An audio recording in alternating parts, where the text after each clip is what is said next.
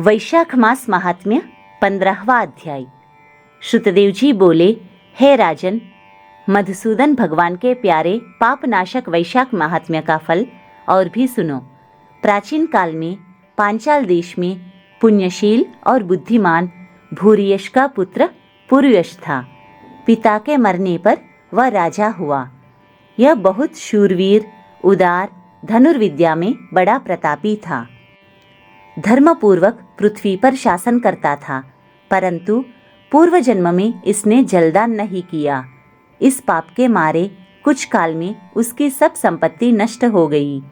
उसे बलहीन जानकर उसके वैरी अनेक राजा आए और उसे युद्ध में जीत लिया। राजा परास्त होकर शिशिनी रानी और धात्रादि गण साथ लेकर, जहाँ का मार्ग कोई नहीं जानता था, ऐसी पहाड़ की कंदरा में घुस गया। एक दिन अपने सद्गुरु को सोचता हुआ अपने गुरु का स्मरण करने लगा। तब याज और उपयाज नाम के मुनीश्वर सर्वज्ञात राजा के पास आ पहुँचे। राजा उन्हें देखकर सहसा उठकर खड़ा हुआ और भक्तिपूर्वक सिर झुकाकर उनके चरणों में गिर पड़ा। दोनों मुनियों ने राजा को उठाया और उनके आंसू पोंछे। तब वन के पुष्पादि से राजा ने मुनियों की पूजा की और मुनियों से प्रश्न किया कि हे मुनीश्वरों, मेरे दुख का कारण विस्तार पूर्वक मुझसे कहिए। मेरे सत्कर्म करते हुए भी मेरी सारी संपत्ति नष्ट हो गई और मुझे महान कष्ट क्यों भोगना पड़ रहा है।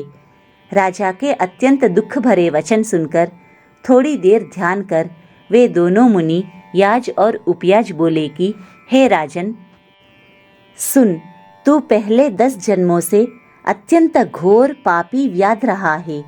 संपूर्ण जीव मात्र की हिंसा में तत्पर रहा था। तूने कभी भी भगवान विष्णु का ना नाम लिया, ना ध्यान किया और ना ही उनको नमस्कार किया। हे राजन, ऐसे करते करते तेरे 9 जन्म बीत गए। फिर 10वें जन्म में तू सह्याद्री पर व्याध का जन्म धारण कर मार्ग के पथिकों को कष्ट देकर तथा गौड़ देश की प्रजा का मांस भक्षण करके समय बिताया करता था। मृग और पक्षियों के छोटे छोटे बच्चों का वध करने के कारण तेरे इस जन्म में संतान नहीं हुई। तूने विश्वासघात किए, इसी से तुझे सहोदर भाई नहीं मिले। मार्ग में यात्रियों को घोर कष्ट देने से तेरे मित्र नहीं है। साधुओं का तिरस्कार करने से तुझे शत्रुओं ने पराजित किया। कभी दान नहीं दिया, इस दोष से तेरे घर में दरिद्रता आई। सदा उद्वेग कराने से तुझे देश निकाला हुआ। सबका अहित करने से तुझे अत्यंत दुस्सह दुख भोगने पड़े। सदा क्रूर कर्म करने से भोजन भी नहीं मिलता है। इन सभी कर्मों के द्वारा इस जन्म में तेरा राज्य छिन गया। अब हम तेरे सतकुल में जन्म लेने का कारण बताते हैं। जब 10वें जन्म में तू गौड़ देश में था, तब पथिकों को बड़ा कष्ट दिया करता था। एक दिन कंटकमय वन में 2 वैश्य और कर्शन नामक मुनि वहां आए, जिनमें से एक वैश्य को तूने मार डाला और उसका सब धन छीन लिया, और दूसरा अपनी जान बचाकर अपने धन को कहीं लता पत्रों में फेंक गया।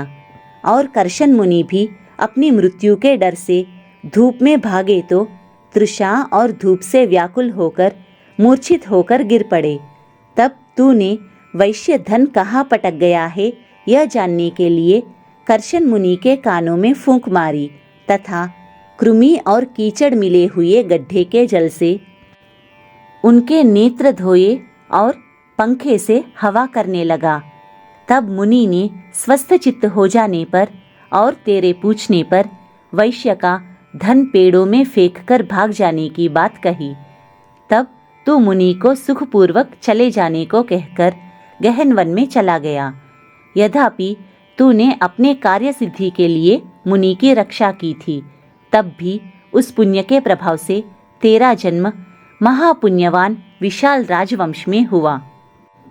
अब यदि तेरी इच्छा सुख, राज्य, सायुज्य मुक्ति आदि प्राप्त करने की हेतु तू इस माधव नाम के वैशाख मास में और अक्षय तृतीया के दिन ब्याई गौ ब्राह्मण को दान दे।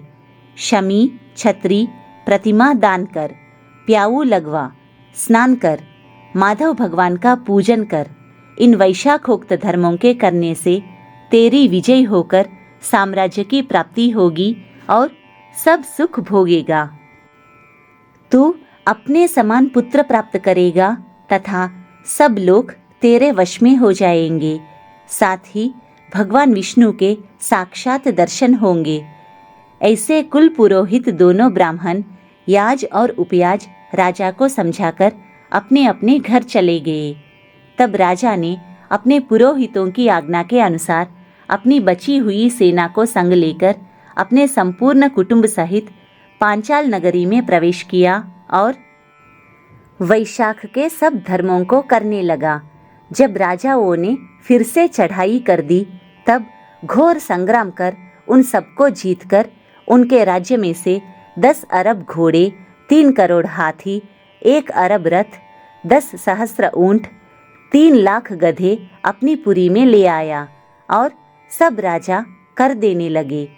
मधुसूदन भगवान की कृपा से वह चक्रवर्ती राजा हुआ तथा उसके 5 पुत्र बड़े गुणवान, शूरवीर और उदार। धृष्टकेतु, धृष्टद्युम्न, विजय, चित्रकेतु, मयूरध्वज नाम के हुए। संपूर्ण प्रजा अनुराग और विश्वास करने लगी।